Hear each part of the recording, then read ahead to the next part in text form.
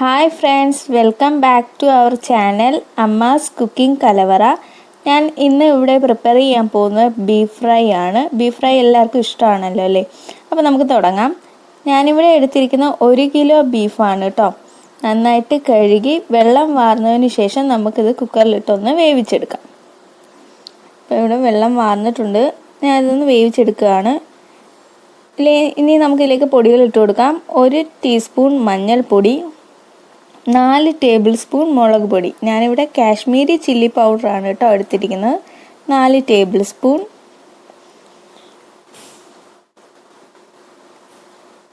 മൂന്ന് table spoon മല്ലിപ്പൊടി,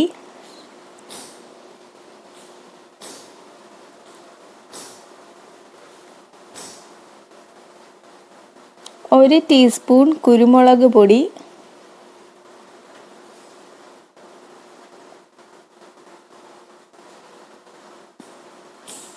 1 teaspoon പെരിഞ്ജീരകപ്പൊടി,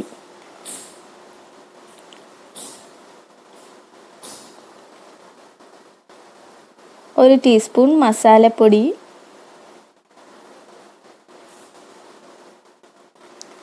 ഇനി ഇതിലേക്ക് ഇഞ്ചി വെളുത്തുള്ളി ചതച്ചത് ഇട്ട് കൊടുക്കാം. ഞാൻ ഇവിടെ 2 കുടം വെളുത്തുള്ളിയാണ് കേട്ടോ എടുത്തിരിക്കുന്നത്. അതിൽ പകുതി നമുക്കിപ്പോൾ വേവിക്കുമ്പോൾ ഇട്ട് കൊടുക്കാം.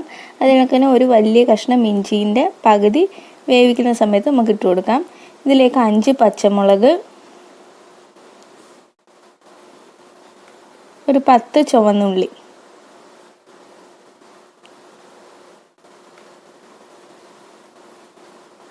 ഇനി കുറച്ച് ഉപ്പും കൂടി ഇട്ട് നമുക്കിതൊന്ന് വേവിച്ചെടുക്കാം. സിമ്മിലിട്ടതിന് ശേഷം 4 വിസിൽ കേട്ടോ. നമ്മുടെ ഇവിടെ ബീഫ് ഇവിടെ വെന്തിട്ടുണ്ട്. ഉപ്പിൻ്റെ അളവ് ഞാൻ പറയുന്നില്ല, ഓരോരുത്തരുടെ ഇഷ്ടം അനുസരിച്ച് ചേർക്കുക. ഞാൻ ഇവിടെ കല്ലുപ്പാണ് കേട്ടോ എടുത്തിരിക്കുന്നത്. അതെല്ലാം മറ്റേ ഉപ്പുണ്ടെങ്കിൽ അതായാലും മതി. അപ്പോൾ കല്ലുപ്പിനാണ് കുറച്ചുകൂടെ സ്വാദ്. അപ്പോൾ ഞാനിത് വേറെ ഒരു പാനിലേക്ക് മാറ്റിയിട്ടുണ്ട് വെള്ളം വറ്റാനായിട്ട്.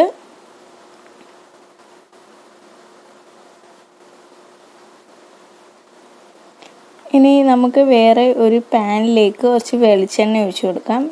പാനൊന്ന് ചൂടാവട്ടെ. ഇനി ഇതിലേക്ക് നമുക്ക് കുറച്ച് വെളിച്ചെണ്ണ ഒഴിച്ചു കൊടുക്കാം.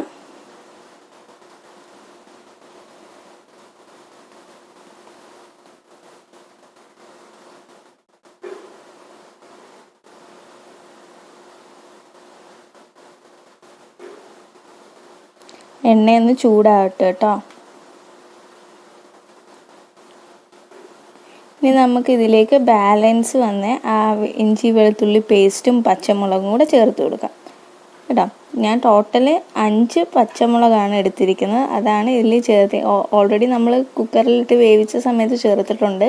അതിൻ്റെ ബാലൻസ് ആണിത്. അതിനൊക്കെ തന്നെ 2 കുടം വെളുത്തുള്ളിയും ഒരു വലിയ കഷ്ണം ഇഞ്ചിയും. അതിൽ കുറച്ച് ഭാഗം നമ്മൾ കുക്കറിൽ വേവിച്ചപ്പോൾ ചേർത്തിട്ടുണ്ട്. ഇത് ബാലൻസ് ആണ് കേട്ടോ. നന്നായിട്ടൊന്ന് സോട്ട് ചെയ്ത് കൊടുക്കാം.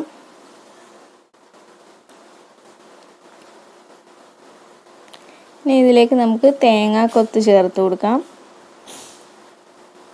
തേങ്ങാക്കൊത്ത് വേണമെങ്കിൽ ചേർത്താൽ മതി. ഇപ്പം നല്ലൊരു ഫ്ലേവറും കിട്ടും, ഇടയ്ക്കൊന്ന് കടിക്കാനൊക്കെ നല്ലതാണ്. അതുകൊണ്ടാണ് ഞാൻ ചേർക്കുന്നത്. ഇഷ്ടമുണ്ടെങ്കിൽ ചേർത്താൽ മതി. ചെറുതായിട്ടൊന്ന് മൂത്ത് വരണം. ഞാൻ കുറച്ച് കറിവേപ്പിലയും കൂടി ഇട്ട് കൊടുത്തിട്ടുണ്ടായിരുന്നു കേട്ടോ. കളറൊന്ന് ചേഞ്ചായി വരും.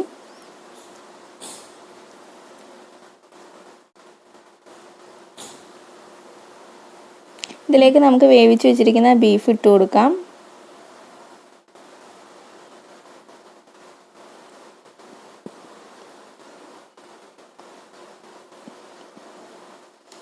എല്ലാം കൂടെ നന്നായിട്ട് ഞാൻ മിക്സ് ചെയ്ത് കൊടുത്തിട്ടുണ്ട് കേട്ടോ. ഇനി സിം ചെയ്ത് വെച്ചതിന് ശേഷം ഇതിങ്ങനെ ഇരുന്ന് ഫ്രൈ ആക്കാം. നമ്മൾക്ക് ഒന്ന് മിക്സ് ചെയ്ത് കൊടുക്കാം. ഞാൻ കുറച്ചുകൂടെ കുരുമുളക് പൊടി ഇട്ട് കൊടുക്കുകയാണ് കേട്ടോ. നമുക്ക് നന്നായിട്ട് ഇതെല്ലാം കൂടെ മിക്സ് ചെയ്യാം.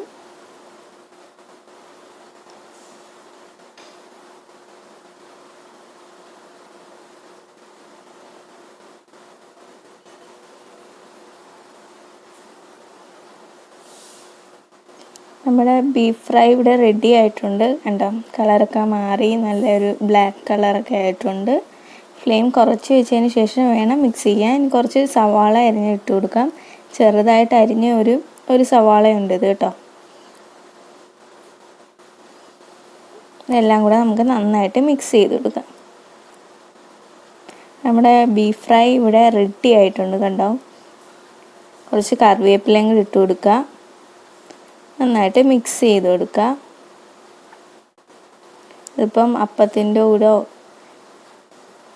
ഒക്കെ കഴിക്കാൻ നല്ലതാണ്. അപ്പം അതിനൊക്കെ തന്നെ ചപ്പാത്തി പൊറോട്ടയുടെ കൂടെയൊക്കെ കഴിക്കാൻ നല്ലതാണ്. നമ്മുടെ ബീഫ് ഫ്രൈ ഇവിടെ റെഡി ആയിട്ടുണ്ട്. എല്ലാവരും ട്രൈ ചെയ്ത് നോക്കണം കേട്ടോ.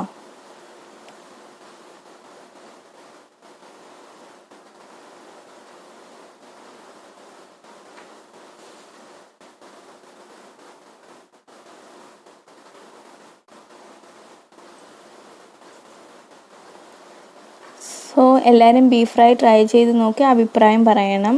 അത് കണക്ക് തന്നെ എൻ്റെ വീഡിയോ ആദ്യമായിട്ട് കാണുന്നവർ പ്ലീസ് സബ്സ്ക്രൈബ് ചെയ്യുക കേട്ടോ. Thank you.